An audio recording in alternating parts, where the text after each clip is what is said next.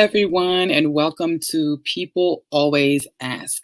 So, this episode is, as usual, a very popular question that I get, which is about how do I improve my relationship anxiety? So, even as I put this up today, people ask me, what is relationship anxiety? So, in case we are starting from zero here, I know a lot of you guys might have read that book Attached, or a lot of you guys might have heard of attachment styles or things like that. We are going to be getting into that and a little bit more today. So one of the things that I want to start by saying is, what is anxious attachment? What is relationship anxiety? And so one of the things that happens in relationships is they can be good. And in fact, maybe sometimes because they're good, they make some of us worry. They make us worry about us, about abandonment, about our partner, about cheating, about people really not caring about us. And that, my friends, is what we call, it sends us into the chaos zone. And so we talked about this a little bit when we were talking about boundaries and safety and being your true self, right? But this is coming in a little bit more specific, talking about relationships. So it's important to notice that some of us only have relationship anxiety in romantic relationships. Others of us who experience social anxiety will have anxiety with anybody. We'll have it at friends, strangers, at a club, at a class. We might be feeling anxious all the time. So now we're going to talk about what happens if you're in a close relationship and you're starting to experience relationship anxiety. So first of all, now that we have that out of the way, let's just call it worrying, right? And worrying can come in a lot of different forms: insecurity, jealousy, protection, right? Defensiveness of what we believe. The problem is with relationship anxiety, almost always there's an underlying belief around what is true about you in relationship to other people that actually is the reason why you're starting to get scared, right? And so for those of you guys who are watching and who are experiencing relationship anxiety with anybody in your life right now, the challenge that I'm going to ask you to do first is to start to establish, when I'm experiencing anxiety with this person, like let's think of somebody specific because that's going to be the most helpful. When I'm experiencing anxiety with this person, what am I worried about? That's obviously the first question, right? What am I worried about? Likely the anxiety is going to spiral, snowball somewhere. I'm worried that he's going to lie to me, cheat on me. I'm worried that this person's not going to be trustworthy. I'm worried that they're going to betray me, whatever the worry is. I'm worried that they might leave me, that if they really knew me, they wouldn't love me. These are all very common beliefs. If you have that kind of worry in your relationship, I'm worried they're going to leave. I'm worried that I'm not good enough. I'm worried that I might drive them away because I seem crazy. Whatever the worry is, it represents sort of an internal belief about what you think is true about you in connection with other people, which means that this is actually a template that's been set up for you before you're ever in a romantic relationship. That's almost certainly true. The first primary attachment that we have are the people that we come home to who care about us. And so when we're talking about our template for closeness, the people that we're using as an example, our first example, are the people that we come home to, right? And so as we get older, the people who we come home to might change, but the feeling about them probably won't. They're going to be probably one of the most emotional figures, most important emotional figures in your world, because they are the closest to you. So if I have a partner at home, if I have a parent at home, if I have somebody at home who I feel like is my nurturer, my partner, whatever it might be, and I'm worried about the way that they care about me or take care of me, it's going to create what we call relationship anxiety.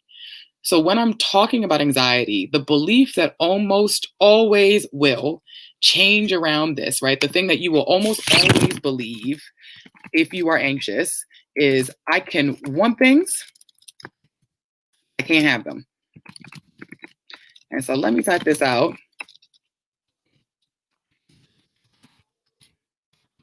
Because this is going to control a lot of what you do, right? I can want things, but I can't have them. And so this belief is actually where anxiety lives. I can want love, but I can't really have it. I can want a relationship, but I can't really have the type of relationship I want. I can want somebody to love me, but I can't really be loved for all of me. I can want to have a nice job that feels good for me, but I can't really have it, right? This is where anxiety lives. And so what ends up happening is we kind of do this really manipulative thing with our life where instead of showing up as us and doing what we really think we want to do, we do what we think we need to do to get the bare minimum of what we want, right? So I want to be successful. I don't think I'll be able to be successful as myself. So I'm going to try out this thing that I do when I'm anxious. Maybe I'm going to people please. Maybe I'm going to perform a little, and it's going to get me what I need. The sad part is that oftentimes life rewards us for that kind of anxiety, right? This is America. If you work at almost any job with a boss, the message is probably going to be that it actually behooves us for you to think that you can try to do well, but you're never doing well enough. Do you see how that lives inside of this thought process? They kind of like it when you're anxious because you never feel quite good enough, do you? And so when we start feeling this, now that we've established that this is actually what's the framework around it, I can want happiness, I can want security, I can want all these things for myself, but I can't really have them. The second question that you need to ask yourself, and this is what's really going to organize it, is what is the core belief about why? Why can't you have them? And usually what you'll find is that the answer is either something about you or something about the world. Either the world is a place that's not trustworthy and you can't trust people, right? That kind of idea. Or I'm just the kind of person who people can't love. Either idea does not leave us with a better chance of being ourselves or feeling less anxious. What it actually does is it makes us feel like in order to survive this craziness, in order to be connected with people, I better hold on to my anxiety because I can want to be connected to people without it, but I can't really do that, right? Like I'm not going to really be successful at finding a connection unless I do all the stuff that I do when I'm worried. So let's talk about what you do, right? Because obviously, if you grew up in a household where it feels true that you can want things, but you can't have them, right? You can want for somebody to soothe you, but it doesn't mean you're going to have somebody to soothe you. Then what you're going to have to do is retrain yourself to not feel like love is what it's always been. Now, the hard part of that is that what will happen, not what might happen, is you will get anxious when you don't do something. Anxiety is created for action. Anxiety is created to do. And so when you feel anxiety, what's your urge? To do something, to say something, to try something, to fix something, to make a plan, right? We have something that we need to do. And without even asking ourselves, most of us, we activate and we start to do it, right? I start to text the person, email the person, apologize to them. Maybe I beg them to stay. Maybe I get really angry. No matter what I do, right? It's a reaction to the fact that I feel like I have to do something, that sitting with this feeling does not feel comfortable with me because I'm anxious, right? And so now that I'm in this headspace, I'm gonna do stuff that I wouldn't normally do, right? And so what I do in that anxious headspace almost always kind of becomes a self-fulfilling prophecy, we call them, that because of the way I behaved when I was worried, now you don't actually feel as good about me, which is what I was worried about. Right. And so that becomes a self fulfilling prophecy for most people with anxious attachment. I was so worried about the situation, I acted really extremely. And because of that, now you're seeing me differently, which is exactly what I was worried would happen. Right. And so actually, this is probably the least helpful cycle that you could go through. So let's get to the important part of this conversation. How do you improve it? So, feelings have functions. If you grew up in a household where people told you don't feel that, don't cry, you need to stop, you probably don't actually fully understand what the functions of some of your feelings are. That does not change the fact that all of them have a function. If there is something in your body that's making you feel like the situation you're in is anxiety provoking, the challenge for an anxious person is going to be two things. One, can I slow down long enough to actually be able to tell what I feel? Not what they feel about it, what I feel about it. Now, this is going to take conscious reflection on situations, right? And so let's practice.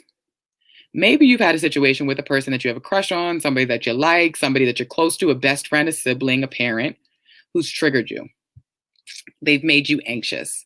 They might not even know that they do it, right? And so what we're going to do is we're going to sit for a second with the anxiety around what it is that it feels like to have gone through that experience with that person. So for a second, notice in your body, whatever the incident is that triggered the anxiety or whatever the thoughts are, right? It might not even be a real incident. You might have seen something on social media. Notice the post that caused the anxiety about the relationship.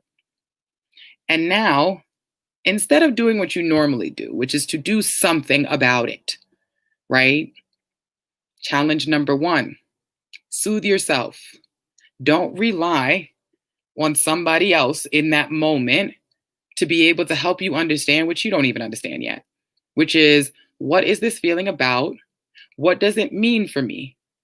Right? Does it mean that legitimately my boyfriend's out there cheating on me? Or does it mean that right now I just feel uncomfortable, right? And because of that, I'm starting to worry about if they really love me, right? And that's something that I wouldn't know the difference between if I don't slow down. Anxiety makes us fast thinking, fast moving.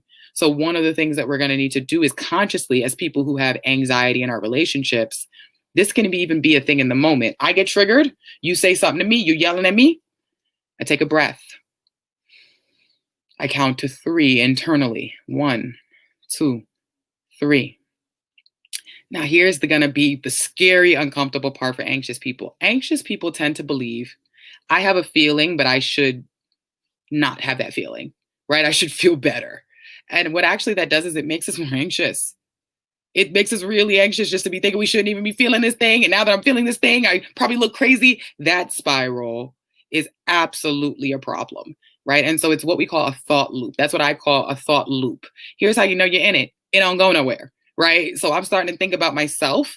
I feel bad about it. I'm starting to think about my relationship. And as I'm thinking about it, the feeling gets worse, not better. And the thoughts do not move anywhere. They're not productive. They're not actually helping me feel any better. They're not making a plan to feel better. What they're doing is actually judging myself, judging my partner, getting into a place where I feel worried about what's going to happen next, where I feel almost debilitated by what's going to happen next. And now what starts to feel true because of this idea, I can want things, but I can't have them, is that I can't just tell my partner what I feel, because I can't really get what I want when I tell people what I'm really feeling. Now, do you hear, even as I'm saying that, I can't really get what I want if I'm really telling people what I'm feeling? How upsetting an idea that actually is. It's actually a really unhealthy idea. And so if you're in a dynamic where you take a breath, count to 3, and then tell the truth about your feelings to the person that's in a dynamic with you, and you still don't get what you want or need in the situation, then it's time for you to learn, when I don't get what I want and I don't get what I need, more importantly, right? And this isn't the boundaries episode. What I need is not the same as what I want. What I want, I can maybe take a leave. What I need has consequences if I don't get it. And so a real consequence of not getting what you need as an anxious person is that your anxiety is going to get worse and worse and worse. And eventually is going to chip away at both of you and your partner.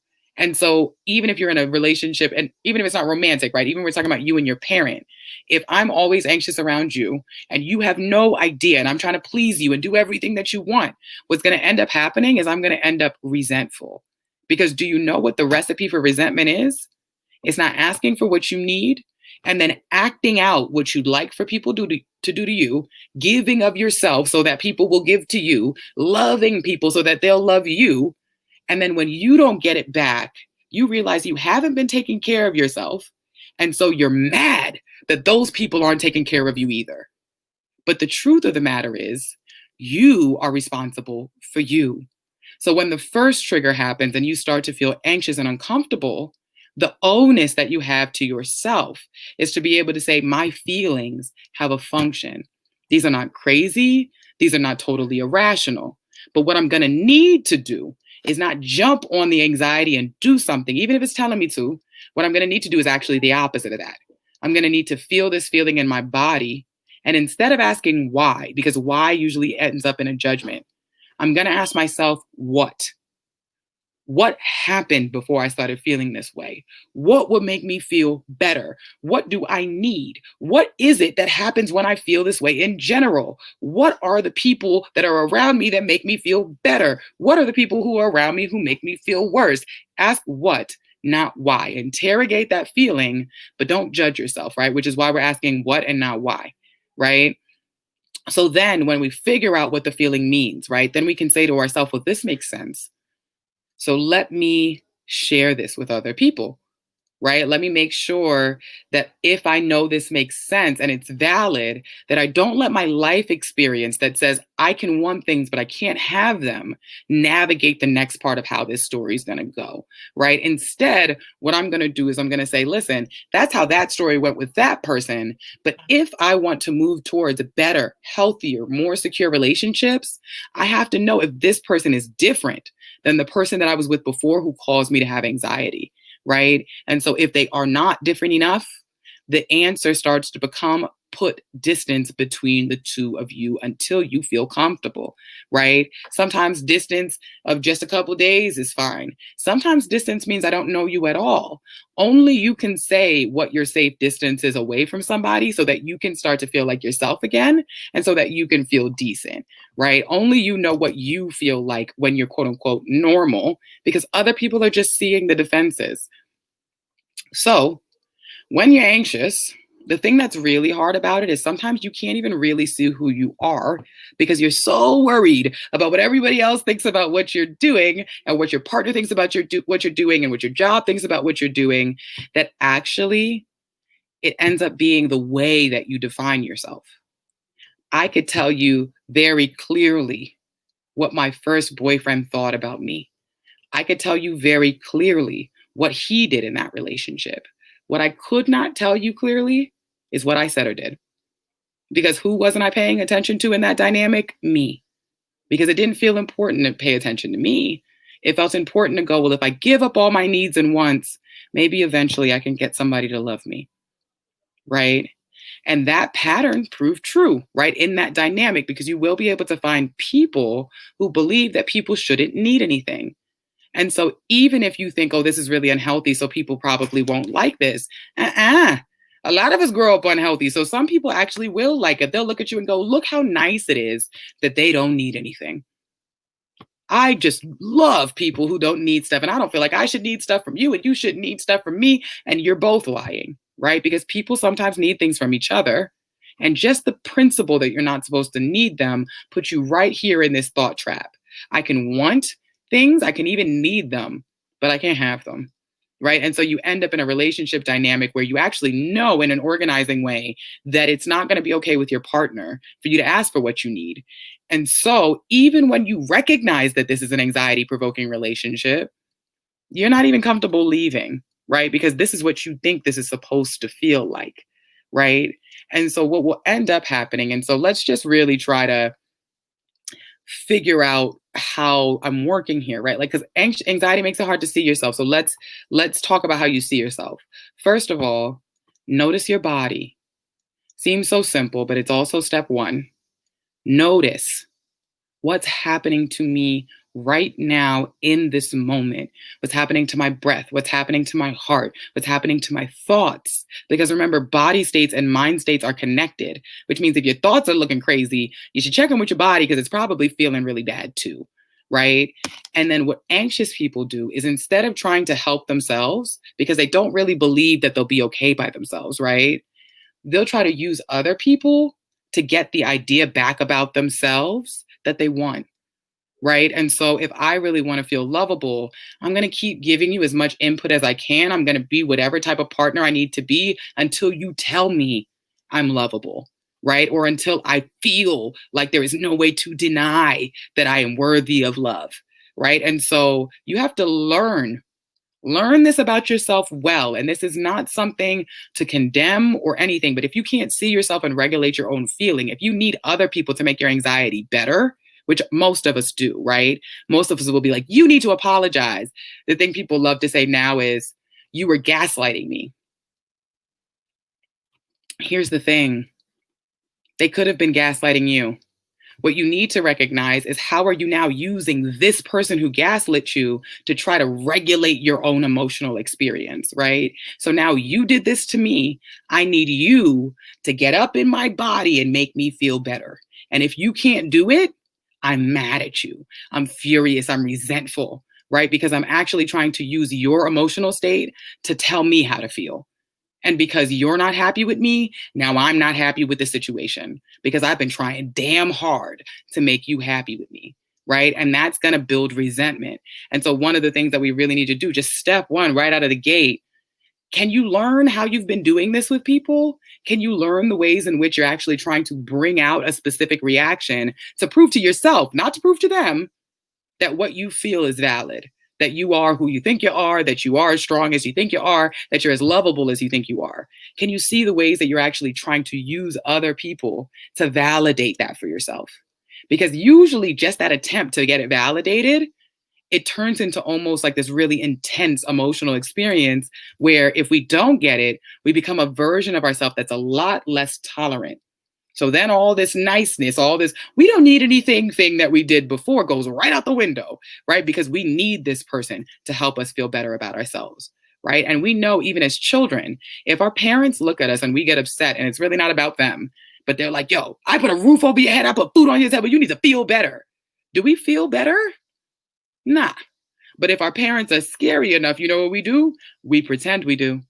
We pretend that we're fine, right? And the reason that we do that is because emotionally, we know that they need from us something to confirm that we're not saying that they were a bad parent. The same way that when you're in a relationship dynamic with people, you can get anxious because you feel like what they're saying is you're a bad partner or you're not lovable or I'm going to leave you. And so you in your body, right? We're noticing our body are going to get worked up. You're going to get defensive. And when you get defensive as an anxious person, because you can't regulate yourself yet, you're going to want other people to give you the information that makes you feel better. Even if you know it's true on your own, it won't feel quite true enough until they tell me, right? And so we have to notice, how am I using other people? Let me learn how I'm using other people to help regulate my anxiety. Because I get anxious all the time. It's not actually fair to say that other people are responsible for making me feel okay again if straight up they ain't the person I'm supposed to be around anyway, right? Like maybe I'm not even supposed to be in this relationship, but because I'm spending so much time trying to get the validation I need, I'm spending way longer in this than I need to because I can't even tell what it is I'm doing anymore, right? It becomes emotionally addictive. And so the other thing to notice, right, is when you are actually around somebody, and this is true of gaslighting too. How grounded are you? How regulated are you? Because when somebody's doing something to you and you notice your reaction, one of the things that's really easy to do when you have anxiety is to start acting on them without listening much, right? Because we're trying to fix the thing before they get the next sentence out or before they move out of the situation. We don't give people very much time to just experience us and feel unpleasant about it, right? And so what ends up happening is either we get this really intense interaction where we're kind of wanting something desperately and the other person won't give it to us, or we're getting into a place, right, where we're actually talking too much. We're over explaining. And in the over explaining, it makes us feel crazy because we're not really connecting. Right. And so the other part of what you need to do is not only notice how you're using other people to help regulate your anxiety, right? First, after you notice it's there, right? But then also starting to notice, when I get activated in this anxious place, how am I reacting to the other person? Right? Am I actually sort of starting to talk at them? Am I acting on them? Am I starting to be so preachy and judgy that I can't even really connect with them anymore? I'm like walls up. Because if you can, right, then what you're going to start to see is that it probably isn't helpful in the moments where you're actually just reeling, right? So you get into the loop. This is the loop we were talking about. It don't go nowhere. It doesn't feel good and it doesn't help. So you get into the thought loop. You're like, oh, well, I guess nobody cares about me. This always happens. You get into the loop. And then what ends up happening, right, is that you don't really even notice that you're not replying to anything that's actually going on around you at all anymore. You're responding to your own internal story, your own anxiety, your own fears about what are happening, and you're not even giving enough space in the conversation to connect with this person you're worried about because you're so scared that connection will start to feel like something you don't want to feel. And so we don't even give ourselves a chance in that version of this dynamic to connect, slow down, and see, hey, if I didn't over explain, would this person still care about me? Would this person understand? Would I still get what I need? But because we're so busy trying to preempt the idea that, yeah, I know I want that, but I know I can't have it. So let me just explain myself, right? that actually gets in the way of us having a real, authentic, vulnerable connection. There will be people who understand and see you. If you don't think that that's true so far, then the real question is, what are you doing connecting with people at all? What is it that you're doing here? What's so scary about being alone that you'd rather be in a dynamic where you don't trust yourself, let alone the other person to take care of you? That you ended up foregoing the experience of controlling most of the things about your life to be here. And for most of us anxious folks, because we can't see ourselves, our self esteem is also not very secure. Right. And so we can get into relationships that actually knock us off of the place where we feel like we know ourselves. And then our self esteem starts getting impacted. Right. Like after time, we start to really notice that I'm questioning everything and I'm really micro focused on this situation making me anxious. Right. And that starts to change who we are. Literally, it changes our whole representation in the world because we're walking around anxious. Now, some of us walk around anxious so much that we think that that is who we are. Right. But there is another version of you that feels safe, even if they don't get to come out that often. Right. And so the third part of this is once you notice your anxiety, once you notice how you're using other people to help regulate your reaction, and once you start to realize, hey, maybe I'm not even connecting with people because I'm so anxious here, right? I'm talking at people, I'm running away, I'm avoiding, right? I'm almost lying. I'm saying I'm fine when I'm not. Those are the kind of things we can do, right? We need to figure out what's the story behind why it is that I'm having such a struggle believing right now that if I left a situation that was bad for me, I'd be okay. And then if I said what I needed in a situation where I needed it, that I might be able to get it. What's making that hard for me to believe? Right. And so most of us have a history that kind of makes sense of it, right?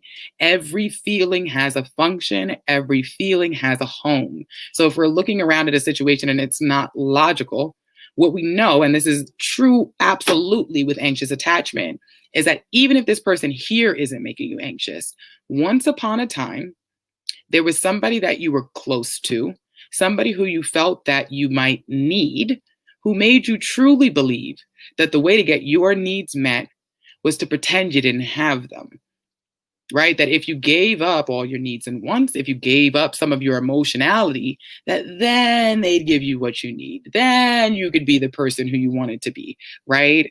Even worse is when you get validation, but the only way you get validation is through the stuff you do for other people.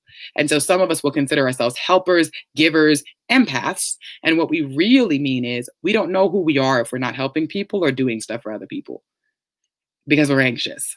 We're sensitive, and that's a beautiful trait to have with anxiety, right? We know what other people are feeling. We might be able to guess what they need or what they feel. Beautiful quality. But then the shadow side of that is when you stop doing all those things for people, do you feel good about yourself? Do you know who you are? Without that praise, without that feedback, without that loop that keeps your anxiety going, yeah, I knew it. I knew I was good enough, right? Without that feedback, when you sit alone, how do you feel about yourself? Do you feel lovable if you stop becoming useful? Do you see yourself beyond these qualities that other people use you for? Are you able to appreciate things about yourself for your own sake?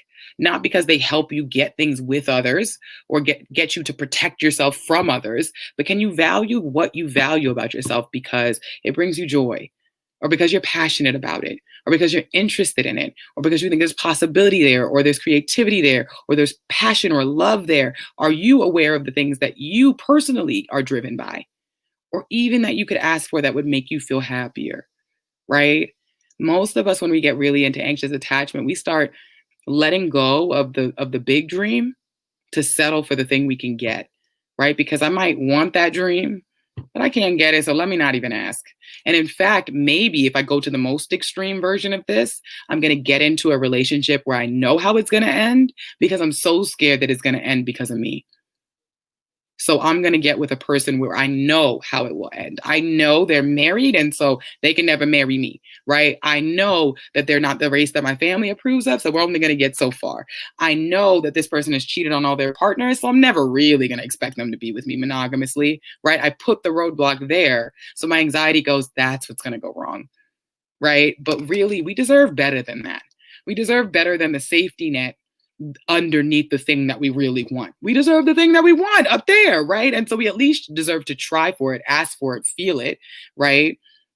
So what we need to work on, and this is what we were talking about, there's a recipe for resentment, right? If you're busy doing all this stuff for other people, there's a great chance that in your body now, about your past relationships, your parenting, the other people you've been close to, that you have both regrets and resentment because you feel you've done too much. You've been taken advantage of. You weren't seen. You feel like people didn't love you the right way, right? And so, what we also need to work on here is really sitting with and healing from past disappointments. You've been hurt, or else you wouldn't be anxious. If somebody had come along and taught you the right lesson long ago, we wouldn't be sitting here having this conversation today. But there's a lot of people who are anxious because of the experiences that they have, experiences that teach them that their feelings don't matter, right? That what matters is what they can do for people, what they can provide for people, what they look like, what they can do in business, right? This is America. We get that message every day. So it's very easy to get that message repeated on a micro level in your family or in your relationship. It doesn't make it any more true, right? So we still need to sit with the resentment and the rejection and the feeling of frustration and move through the disappointment, move through the resentment, and really forgive ourselves.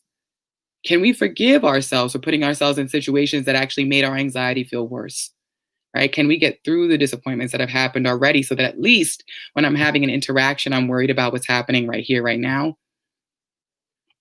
So for a lot of us, that might mean some mindfulness practicing because our minds are always busy, right? So if you need to, start to practicing reflecting and meditating and really thinking about what your emotions that come up mean for you. So then you're not going to know what it's going to look like to be securely attached to people because you've probably never done it, right? What I want you to do is I want you to find somebody who you think is securely attached to people, right? I want you to find a person here like, I wish I could not give a shit like they don't give a shit. Or I wish I could just be attached in this balanced and loving way that this person's attached. Find a role model and fake it for a little while. I'll have to tell people sometimes to look at their relationship with their own child because maybe that's the only place they've ever created unconditional love in their life. And I go, look at your child. Do you see the way that they experience you? You see the way they're not scared to tell you what they feel and when they're hurt and what they need?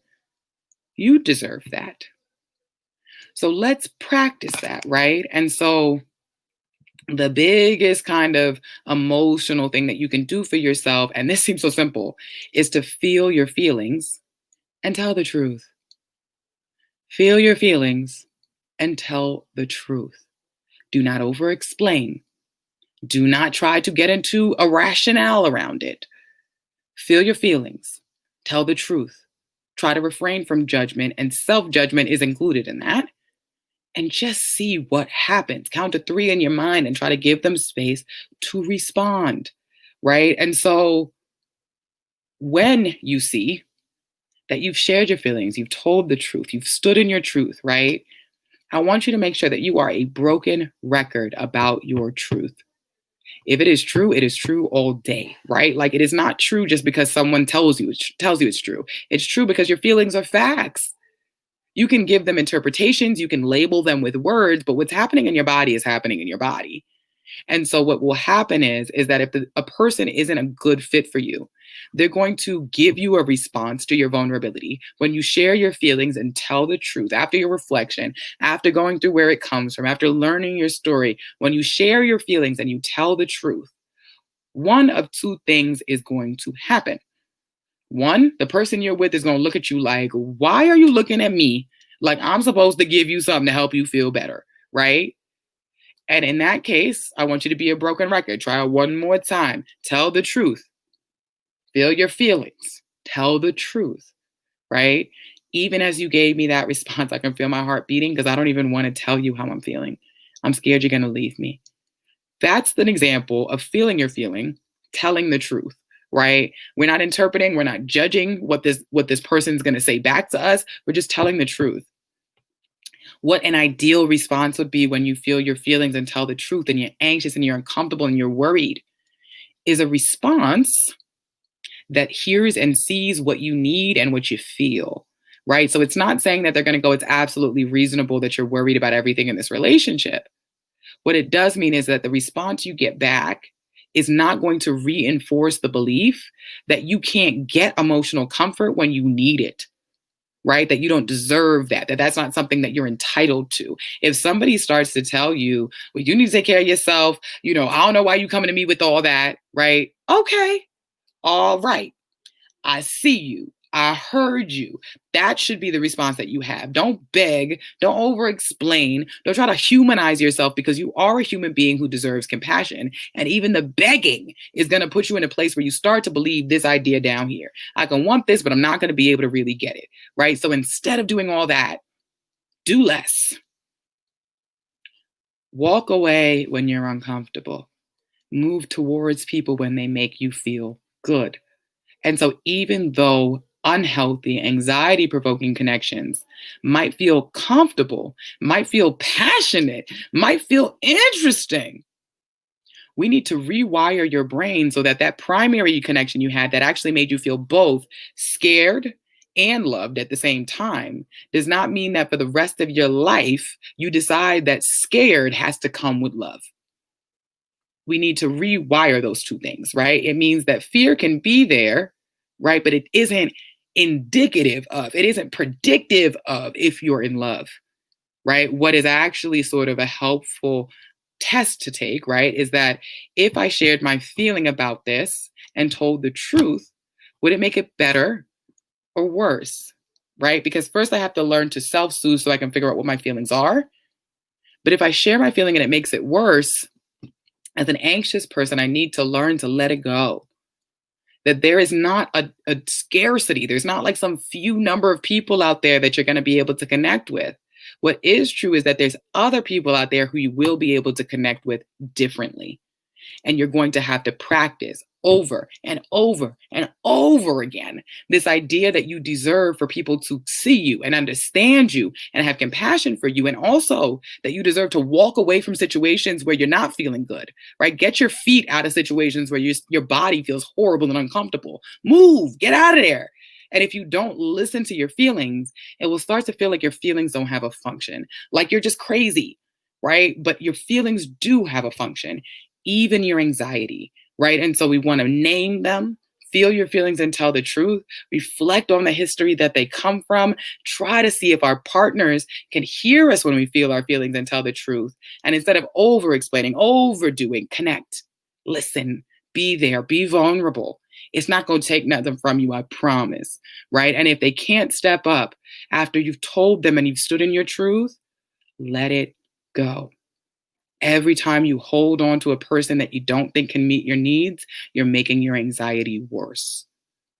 So, the answer for how to really make your relationship anxiety better is to stop rehearsing it, which means that you have to tell yourself what I'm doing in this anxiety is not actually saving me. It might be saving this relationship that makes me anxious, but it's not really helping me, right? And then the other thing that I need to learn is if I step back and didn't do that, that I'd be okay. Some of us has never even tried that theory out. That if for a second I stopped worrying about it and I stepped back from the situation and I let go of this person who's been hurting me, would I be okay? We don't even know because we've never tested out that version of the story. And the absolute truth is, you deserve to know if you're able to function as a happy, healthy human being without other people telling you it's true. Because realistically, sometimes they won't be there to tell you, and you're going to need to know to get out of there anyway. You're going to need to know that you're amazing anyway. And so the first step to all of this is notice yourself, notice your anxiety. What's triggering it? Where does it come from? What's the history? Because once we have ownership on what we do and what it means, then we at least can share it with other people and stop the patterns that we don't want, right? Neurons that fire together wire together. So if we want love to come with understanding and compassion and comfort, we need to stop pairing it with discomfort and a lack of understanding and fear. Otherwise, we're going to reinforce for ourselves that, look, exactly what's happening here is always going to happen. So I guess I better be who I've always been. But the answer always is for you, move towards comfort. Try not to let your fear guide you, let your intuition guide you on this, and really try to prove to yourself that you will be okay, whether or not you prove to other people that you are okay, right? The actual work of proving yourself to people makes you feel less okay. It actually justifies the fact that something's wrong with you, right? I need to fix it. I need to do something. I need to fix it. It tells you that something's wrong, right? That's what that anxiety is made for. It's made to be concerned, to pay attention, and to do something. And so if there's nothing to be concerned about, nothing to pay attention to, and you just feel bad about yourself, we need to stop, reflect, tell the truth, and see if we can get what we need.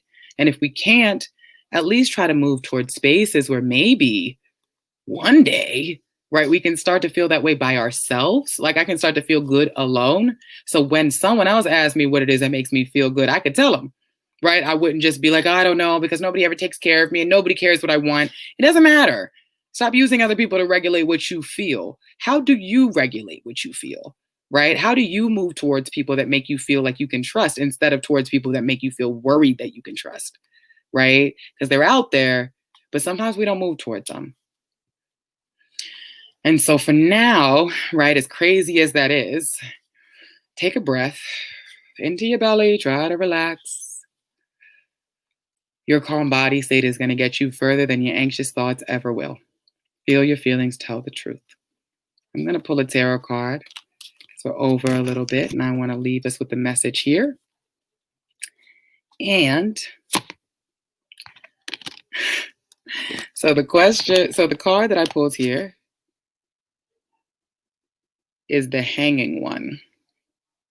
New card. For those of you guys who know tarot, and for those of you guys who can see this little weird guy's face, it's the talk of being uncomfortable, but knowing that the change is worth it, right? So I'm going through a transition. It's uncomfortable. It's awkward. It's strange. It's unusual. But if I can get through this discomfort, I will come out on the other side with a lesson learned and a new skill or a new version of me that is absolutely worth the discomfort, right? And so when we are looking at the Hanging One, the message is, suspended in time, I surrender to non-action, a sacrifice I make to gain illumination. Damn. I don't think I could have had a better message for the anxious folks than that. It's the happy hanging one, right? Suspended in time, I surrender to non-action. Do not respond to my anxious thoughts because it's a sacrifice I give to gain illumination. You might be stuck in an uncomfortable spot, but if you sit in reflection, if you look at it, if you slow down, you will gain the wisdom you need to move forward. It's always inside of you. You are always the expert on what's in there. All right. And so don't let somebody push you into an old habit of forgetting who you are and believing that what you feel is not enough to get you what you need. Feel your feelings and tell the truth, y'all. Don't let your anxiety to push you to do things and rely on people in ways that you really don't need to. Stay still, reflect, try to figure out who you are, try to figure out what you deserve. And as uncomfortable as it is, when you tell the truth to the right partner, when you're honest about your needs to the right partner, things will get better and more comfortable and more secure, no matter how wobbly and uncomfortable and weird and scared you felt at the beginning.